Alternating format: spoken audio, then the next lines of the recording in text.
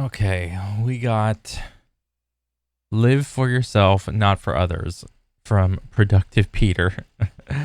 Okay, I saw this pop up in my YouTube and I thought this was kind of funny. Well, I didn't even see it, but like, I thought this was interesting. Here's something nobody tells you about being everyone's favorite person. It's absolutely exhausting. You wake up every morning.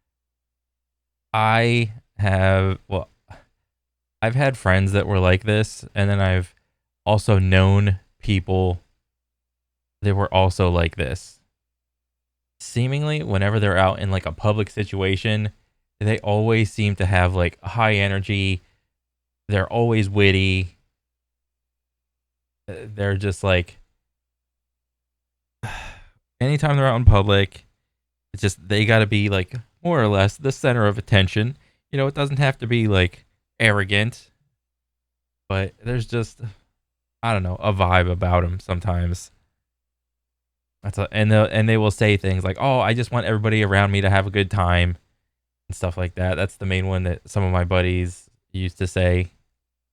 Like, I want everybody to have a good time, and you come out and you only want people to have a bad time. I'm just like, bro, what are you fucking talking about? And immediately start managing other people's emotions, carefully avoiding conflict, and making sure everyone around you feels comfortable. Yeah, Sound familiar? yeah, We've turned people pleasing into a sophisticated art form. We'll spend 20 minutes crafting the perfect text message to avoid any possible misunderstanding. But we can't spend 2 minutes asking ourselves what we actually want for lunch. hmm. It's like being a human chameleon, except chameleons actually know they're green underneath. Here's the uncomfortable truth that's going to challenge everything you think you know about being a good person. People pleasing doesn't actually please people.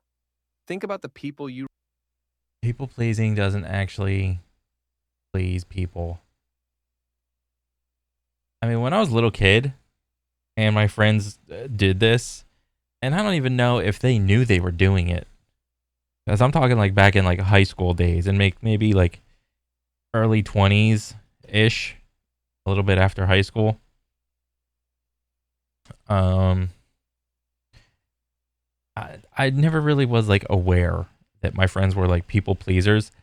I just uh called them like bullshitters. They had this silver tongue, more or less. Um, and because like it seemed that they had like an endless social battery, and it was always nice to like be around them.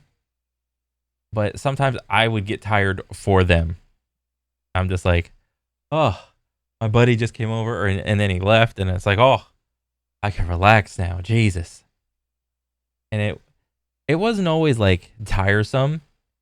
It was just sometimes it was just like, oh, but a lot of times it was like fun because it's not the worst thing in the world to be like a high energy, like kind of witty person.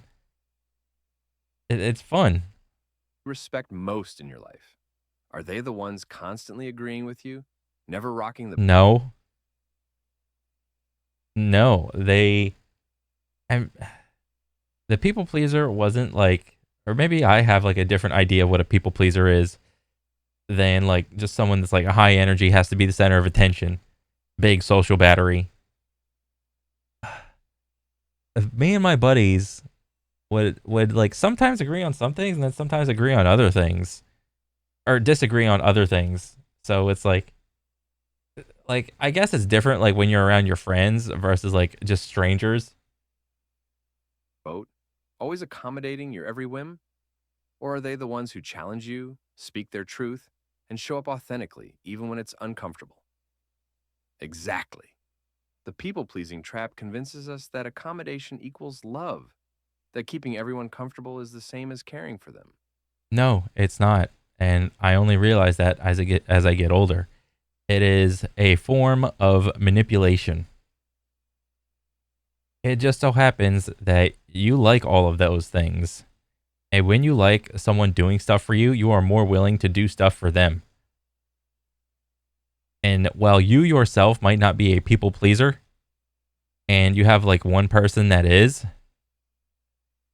this person is putting out like a lot of energy to like help others, and this is like a variable, and it's like whether or not this person expects things back to them. Whoa, remember the time I gave you this? Remember the time I gave you that? I've done a ton of things for you. Remember that time, that one other time this, that one other time that, right? It would end up that everybody owes this person stuff, right? Because when you are not a people pleaser yourself and you don't do nothing for no one else, like, oh, who do I owe? I don't owe you nothing, right? Wrong. That's not how the human like mind works. Like when someone just like does stuff for you, you kind of feel guilty when you don't do it like reciprocatingly, right? Yeah, like when you don't reciprocate it back, like you don't do it back. So one person ends up being owed a bunch of things, and how they go about receiving it is like a whole other thing. Like maybe they're pushy about it, or maybe they just don't give a shit, you know? And this is not like an evil, nefarious kind of thing. But what we're really doing is robbing others of the chance to know and love our real selves. We're so busy being who we think others want that we forget being ourselves is actually less work. And Yeah, most people are probably pretty boring. Maybe they will have like one or two hobbies or vices that they like to engage in, and that's about it. And that's their norm. Whatever that the thing that they have in abundance of, they they don't really care about it. And that's like a thing I like just kind of learn. If you meet someone and they got an abundance of something, they don't really care about it. But what ends up happening is that they also care greatly about it. It's like two different ways. Like they don't outwardly show that they care about it, but like internally they care about it like a lot. infinitely more rewarding. Right now, you probably have at least 3 situations where you're saying yes when you mean no, smiling when you're frustrated, or agreeing when you actually disagree. We've all been conditioned to believe that being nice means never making anyone uncomfortable. But authentic relationships require honest communication. That moment when you realize you've been living someone else's Pinterest board instead of your own life, complete with the anxiety about whether the aesthetic is you enough. Chapter 1: The Selfless Selfish Paradox. Oh, Wait, what if I told you that the most selfless people in the world are those who admit to living for themselves? I know that sounds completely backwards, kind but of. stay with me here because this is going to change how you think about service forever. Think about the people who've had the biggest positive impact on your life. I mean, probably my parents. Were they trying to please you, constantly seeking your approval, molding themselves to fit your expectations? I mean, they're the parents. They're your parents. They're gonna do like whatever they can to give you like the best launching point for life. Or were they being authentically themselves? The teacher who changed your perspective, the friend who told you hard truths, the leader who inspired you to be better. They weren't performing for your approval. They were living from their authentic center. Here's the paradox that will flip your understanding upside down. When you live for yourself authentically, you automatically serve others better. It's like the difference between a flashlight with dying batteries, desperately trying to light up a room, Mm-hmm. versus a fully charged one that effortlessly illuminates everything around it. People pleasing is actually a subtle form of control. Yeah. We accommodate others because we want them to like us, stay with us, approve of us, validate us. All right. But then what? But then what happens when you're not a people pleaser? When you just live, when you have like a bunch of people that just live for themselves. But authentic living says, I'm going to be genuinely myself. I don't know if this is good for the entirety of the society. You let people do the old YOLO, you only live once. the type of vibes, you would be shocked to see what everyone would actually do, um, without any repercussions or anything. Honor my truth and trust that the right people will appreciate that. It's terrifying because it requires actual courage instead of just being agreeable. The most generous thing you can do for the world is show others what authentic living looks like. When you stop performing and start being real, you give everyone around you permission to do the same. Think about someone you Yeah, I mean, it's the whole vibe of don't talk about it, be about it. You know, you could be like that type of person that only likes helping other people. I just want to help other people, but like that person can't help themselves. That's why they're like unhealthy. They have like do a ton of vices and shit. deeply respect, they probably challenge you more than they accommodate you. We live in a culture that celebrates nice people, but we're actually starving for real people. We'll defend our favorite pizza toppings more passionately than our core values, then wonder why our Yeah, because it's kind of assumed that you know, and this is just an assumption that at the and there's like varying degrees of like what the core is and shit. It's like most people would probably say they have the same core values. It's, you know, there's probably a little bit of variance here and there, but the whole like versus pizza toppings, I mean, it's just like whatever, like some sort of like flippant thing that you don't really care about, but it's funny to bullshit about it. lives feel empty. Chapter 2: The Cup Overflow Principle. You know how on airplanes they tell you to put your own oxygen mask on first before helping others? Hmm. There's profound wisdom in that instruction that applies to every single area of life. Here's Ooh, help yourself first. the cup overflow principle that will change how you think about generosity. Fill your own cup first, so it naturally overflows onto the people you love. When your cup is empty, you have nothing authentic to give. You end up giving from resentment, obligation, manipulation, or desperation rather than Oh, genuine abundance. It's funny how we'll charge our phones religiously every single night, but run ourselves on 2% emotional battery and wonder why we're irritable with everyone. Living oh yeah. authentically means paying close attention to what fills your cup versus what drains it, then making conscious, intentional choices about where you invest your precious energy.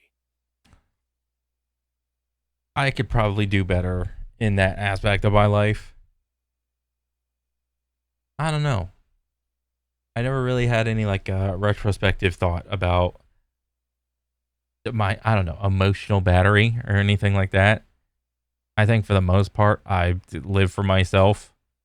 And then after like all of my like needs and stuff are met, I'm just like, oh yeah, sure, I can help like a couple other people if I need to.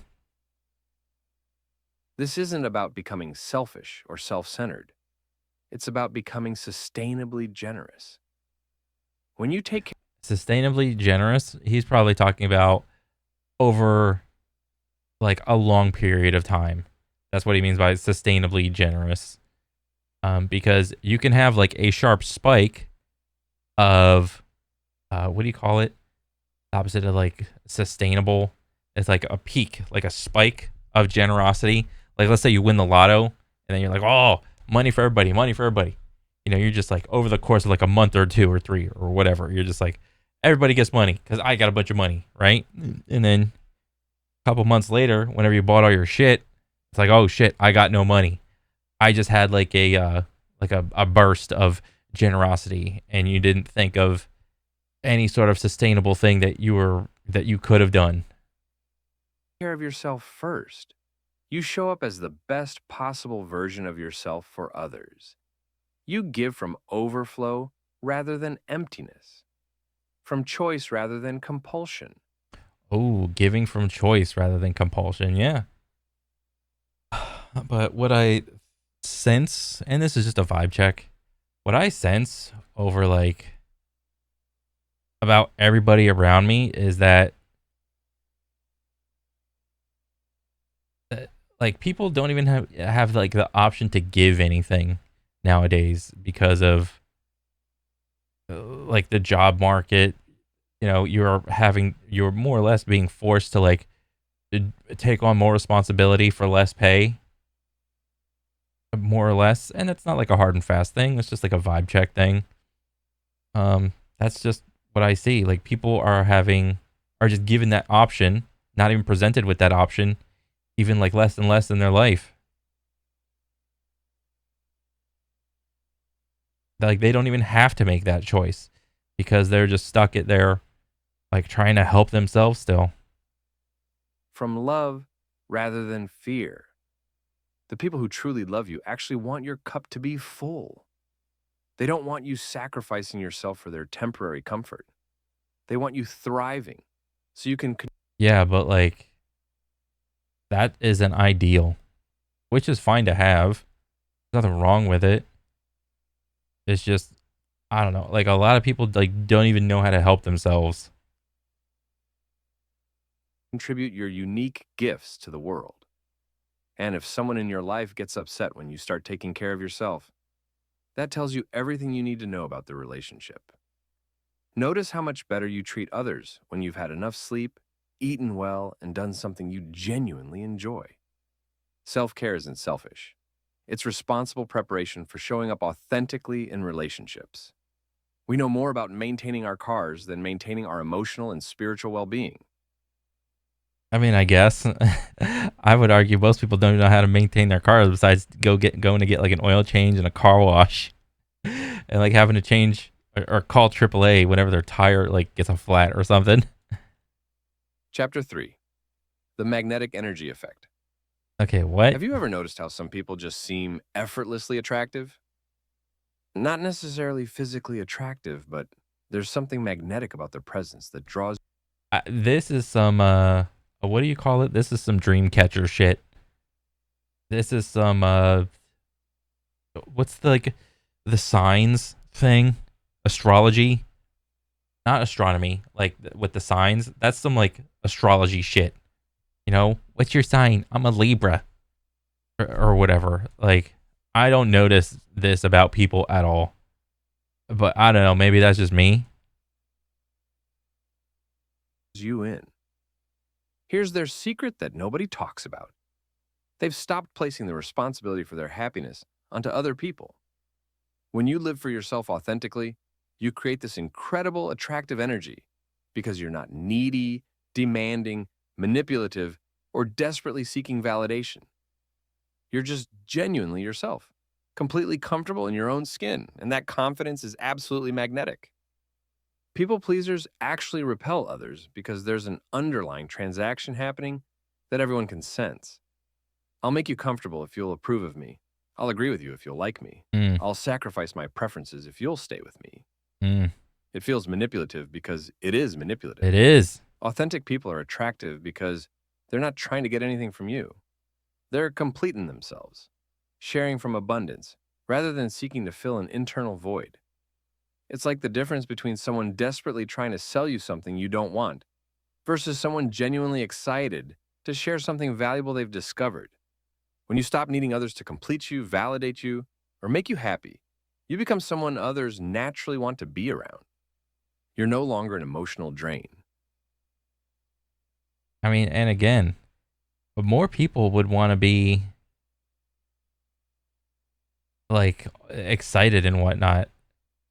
But what and like more people want to be like this, like all of this.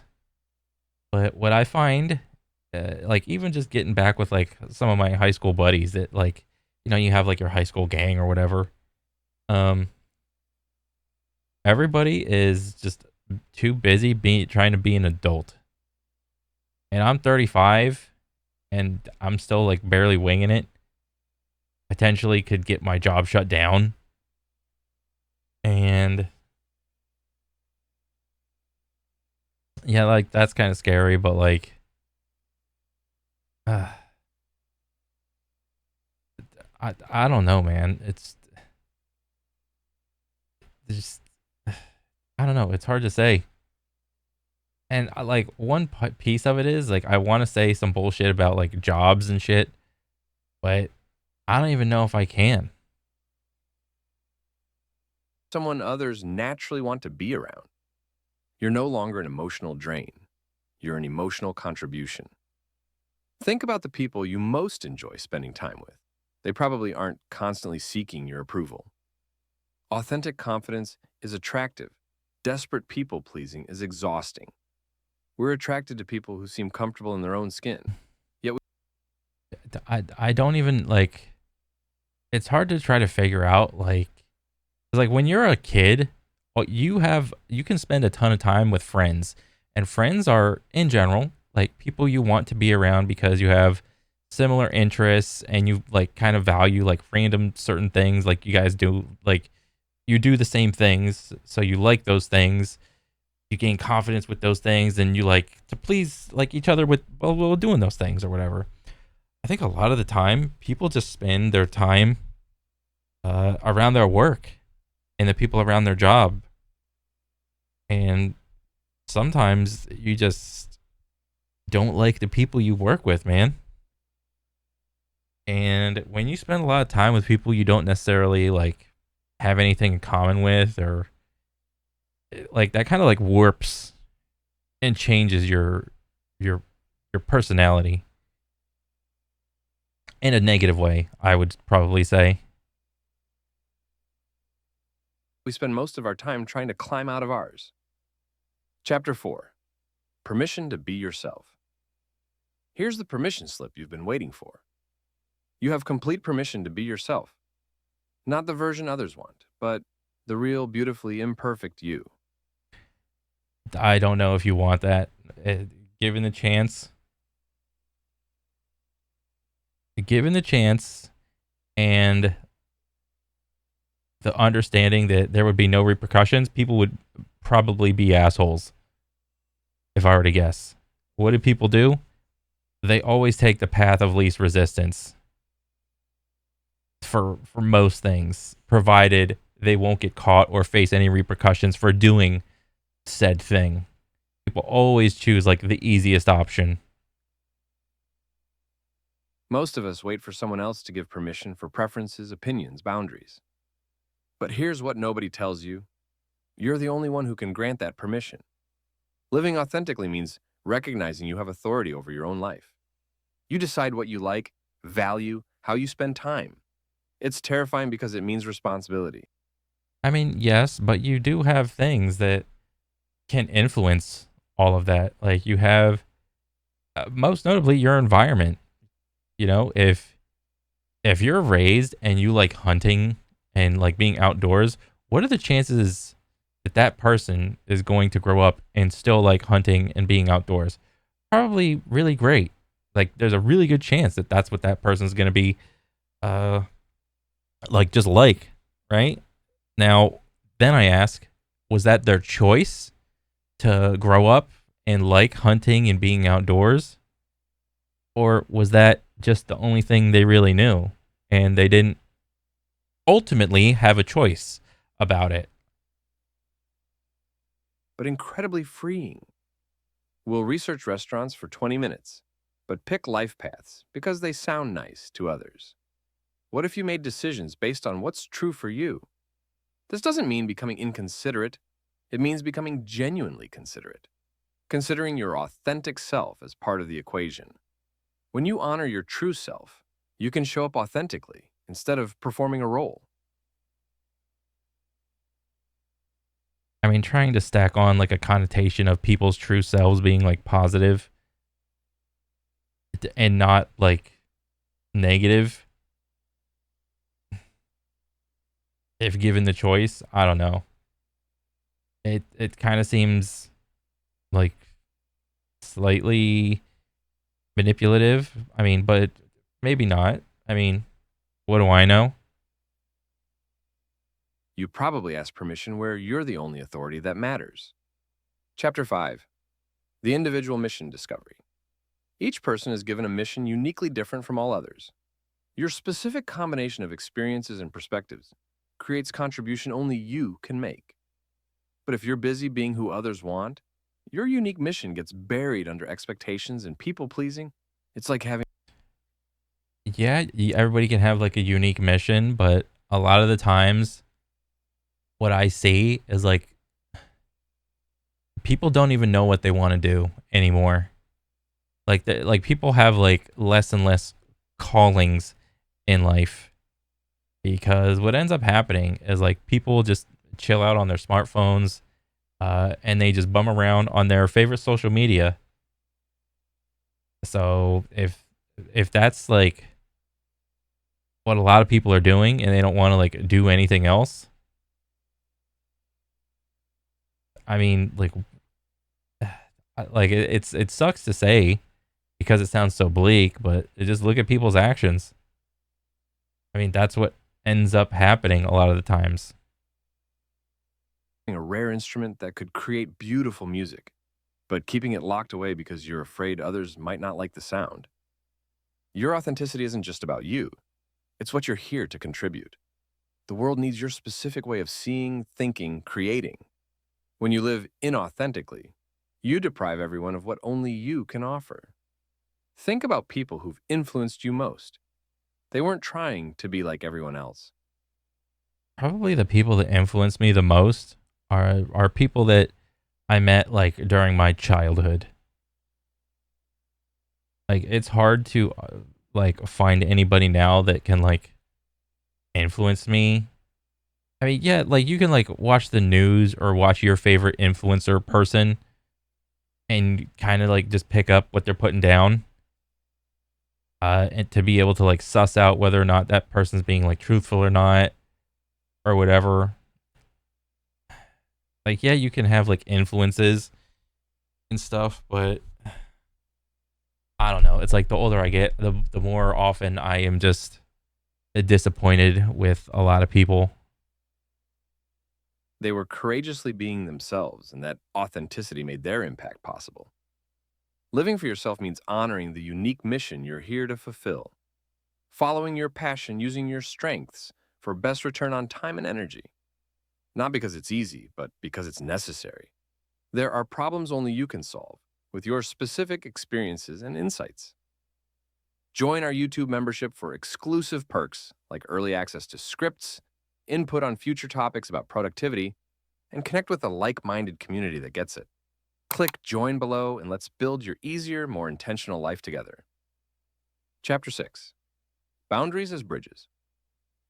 Let's talk about the most misunderstood relationship concept: Oh, boundaries. Most think boundaries are walls, but healthy boundaries are bridges creating deeper connection. When you clearly communicate limits and needs, you eliminate relationship guesswork. Instead of people wondering what you're thinking or feeling, they know where they stand. Boundaries create space where authentic relationship can flourish. When you say no to what doesn't align, your yes becomes meaningful and trustworthy. oh. I mean, this kind of makes sense. Um, there's like a situation that I had like just recently.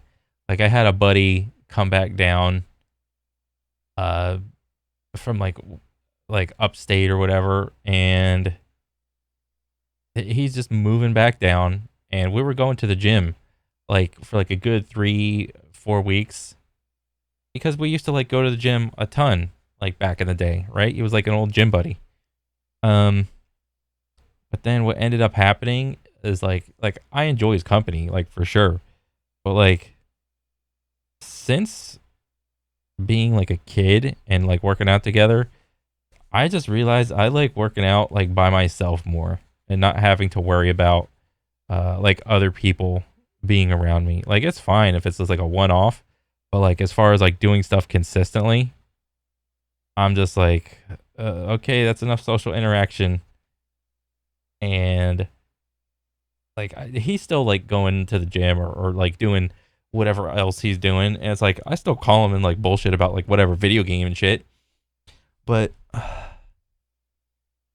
don't know. I'm just like I had to just call it quits more or less. I'm like, Jesus Christ. I thought I wanted a workout partner. I don't. I just want to go to the gym and work hard myself. We'll set clear boundaries with Wi Fi passwords, but struggle with emotional energy. Learning to say, that doesn't work for me, isn't mean. It's honest communication serving everyone involved. Yeah. The most loving thing you can do is be clear about who you are and what you need. This allows others to love the real you instead of a performance and models healthy self respect. Boundaries aren't selfish, they're the foundation of mutual respect. Your healthiest relationships probably have the clearest boundaries. Chapter 7: The Choice Responsibility Revolution. Ooh. Here's a truth that will liberate or make you uncomfortable. Almost everything that happens to us is a result of our choices. Okay, this statement is so fucking vague. This is like retarded. I hate statements like this. This is both true and not true, but whatever. Even as victims of circumstance, we're choosing how to respond, what to focus on, what meaning to create. This isn't about blame, it's about power. When you accept complete responsibility, you reclaim power to change your life.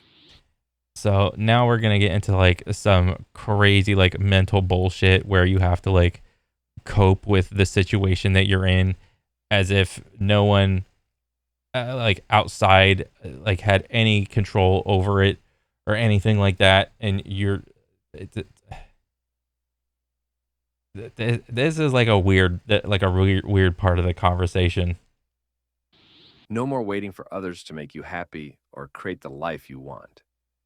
Well, Like, yes, it is both a good idea to not try to adopt this like victim mentality throughout every aspect of your life.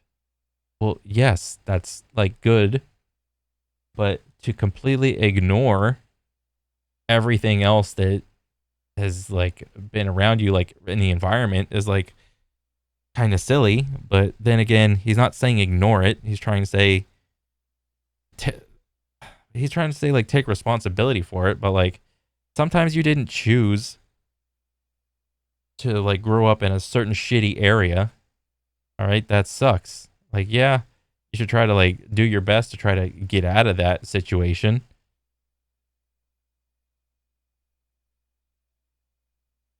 spend more time choosing Netflix shows than choosing how to respond to life's challenges. But every moment, you're making choices about what to think, believe, focus on, and how to act. Viktor Frankl discovered this in concentration camps. Even in extreme circumstances, we retain power to choose our response. I will spiral into hopelessness or slowly rebuild. When you embrace this responsibility, you become unstoppable because your happiness no longer depends on external conditions. Look, I think this is a matter of degrees of separation. Your happiness no longer is defined by external situations. I mean,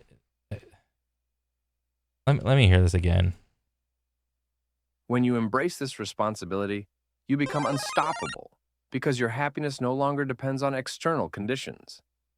Look at any area you want to change. You'll find choices you can make right now.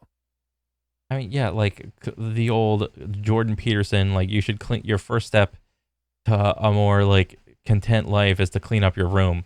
Like, yeah, nobody's like really arguing that. All right, that's fine. But to try to like better yourself because you're in like a shitty situation through like trying to I don't know, get a better job, make more money, like go to school to get a better job, to make more money, to get yourself out of the shitty situation that you're in. That's like really hard. It's not impossible. A lot of people do it every day and try to do it as best they can. Chapter 8: Emotional Energy Management. Think of yourself as CEO of your emotional energy.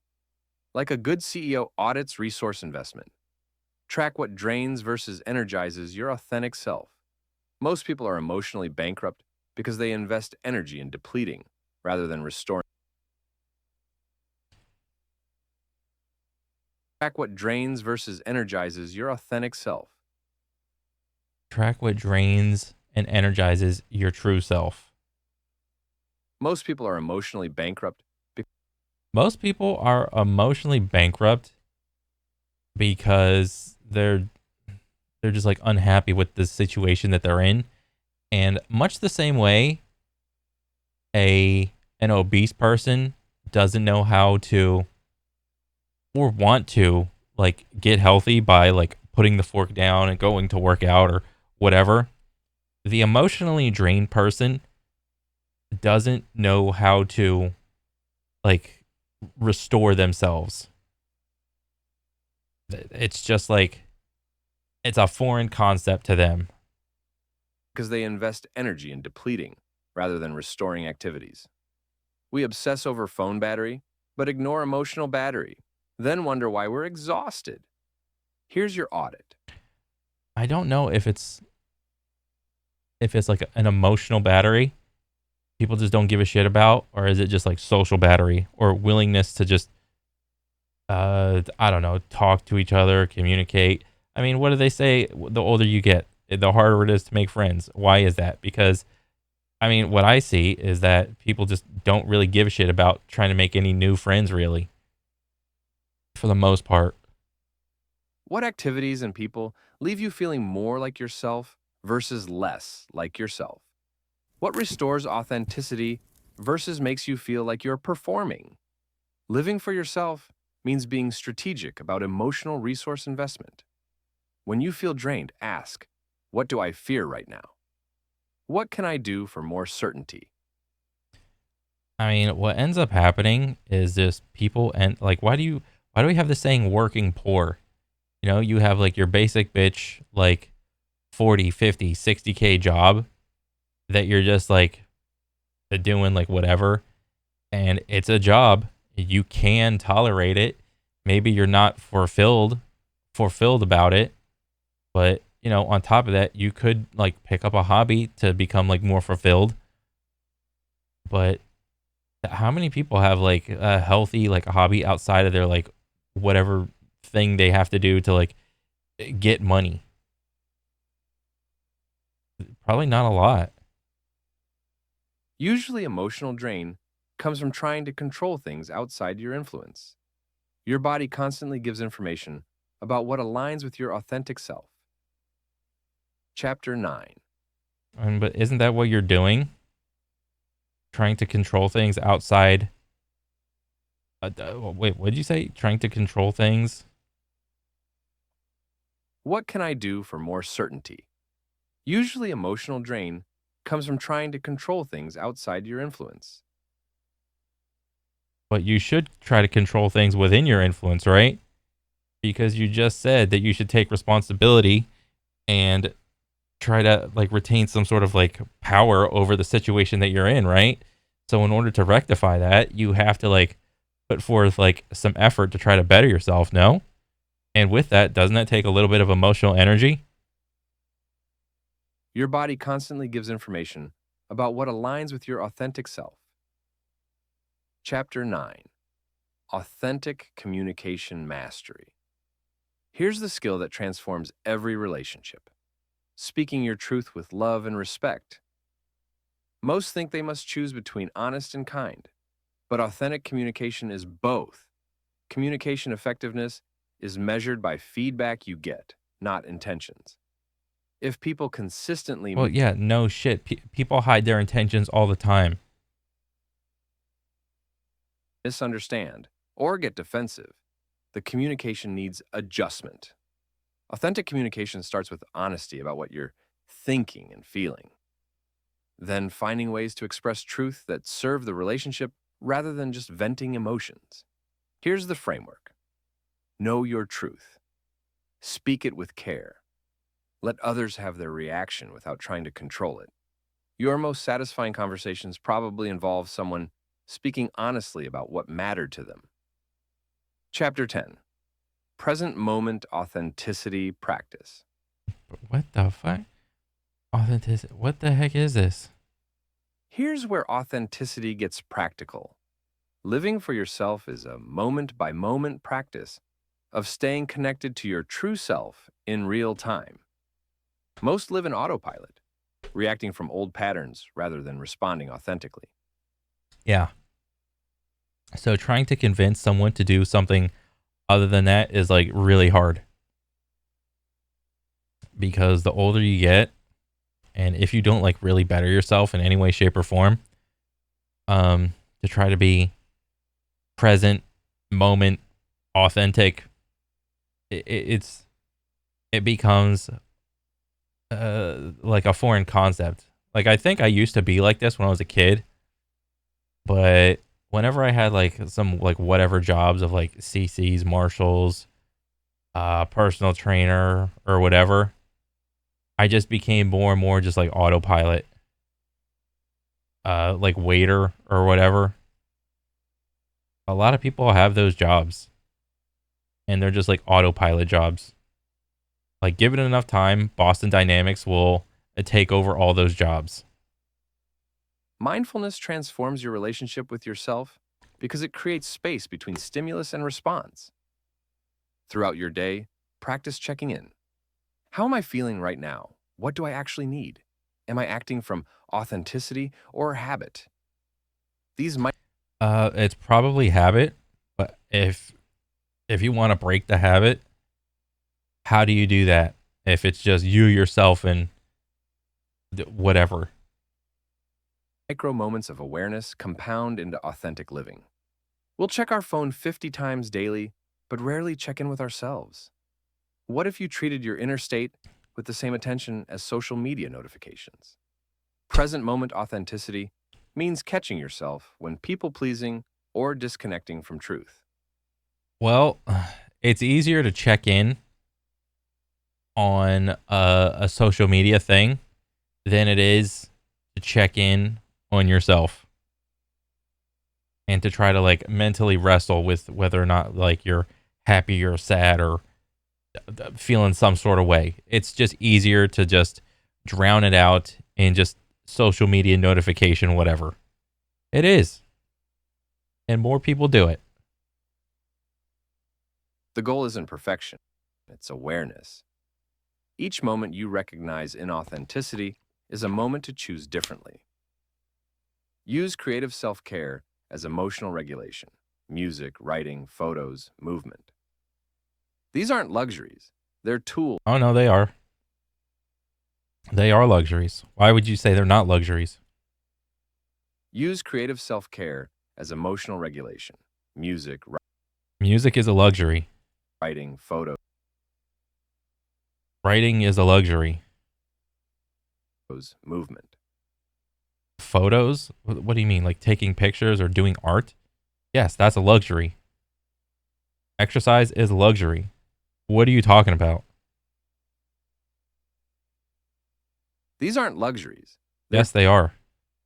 tools for staying connected to your authentic self. Yeah, they can be tools, but they are also luxuries in life. Both things can be true. Right now, notice what you're actually feeling and thinking. That's present moment authenticity. Here's what happens when you commit to living for yourself. Your authenticity creates a ripple effect touching everyone around you. By being genuinely yourself, you give others permission to do the same. Your unique mission can only Yeah, but people really don't pick up on each other's like people can't even pick up on their own like emotional state and then all of a sudden you're going to try to expect someone to vibe you out and feel you out, feeling that like, oh, this guy is like super authentic and unique and like laid back and just chilling. So that gives me permission to like kind of be myself. I mean, yeah, like that can kind of happen, but like more often than not, it doesn't. be fulfilled through authenticity. The problems you're meant to solve, people you're meant to reach, contributions you're meant to make. None happen if you're busy being someone else. Living for yourself, paradoxically, becomes the greatest gift to others. When you fill your cup first, you have something real to pour out. When you I think one issue with this one, like with the cup first and then overflow, is it's just right now in this like life that people are having issues getting to the overflow mark in their cup. People are just pouring for themselves and they are never overflowing onto anyone else. So what does that look like? It's just like copy paste this image and just multiply it by like millions. But you look under their cup and there's no overflow at all. You have something real to pour out. I mean, like if you got like a good job and you got like a family with like kids, like yeah, you can like engage in stuff like this. Maybe. But I would say for the most part, people are just so like trying to fill their own cup up first. When you honor your truth, you show others what courage looks like. Growth comes from discomfort, and authenticity requires courage. But the discomfort of living authentically is temporary. The regret of not living authentically lasts forever. You are here for a reason. Your specific combination of experiences and perspectives creates value only you can bring. Stop waiting for permission. Stop seeking approval. Stop trying to be perfect. Start being real. Start honoring your truth. Start living the life that's actually yours.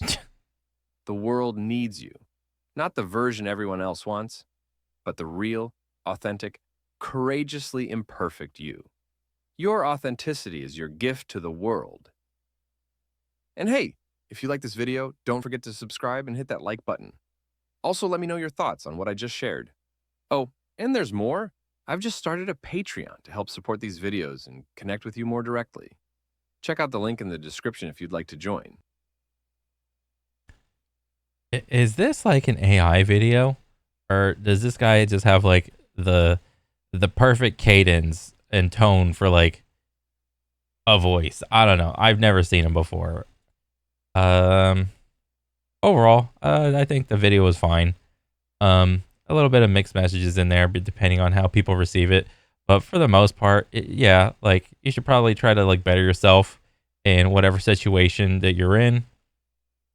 I mean, you can't really argue that. Um, Trying to suss out like who's like being a victim versus who's like trying to do stuff. I mean, uh, that's like a revolving door of like arguments. What's everybody feeling? I spent half my life seeking approval. I'll spend the rest seeking peace. Yeah. I mean, I think that's what most people are trying to do. Like, everyone is just, for the most part, just staying in their own lane, just trying to get by. And maybe that's how it's always been. Just trying to do enough just to get by. But seemingly, it just seems to be harder and harder every year. And I don't know why. It just is. But, I mean, it's whatever. I don't think there's a lot of people thriving out here. Maybe they are, and they're just like delusional about it. But I think most people are just probably just barely surviving. That's just like the vibe I feel. But overall, cool video. I'm a fan now. But yeah, that's pretty much it for me. I'll catch you guys on the next one. All right, later.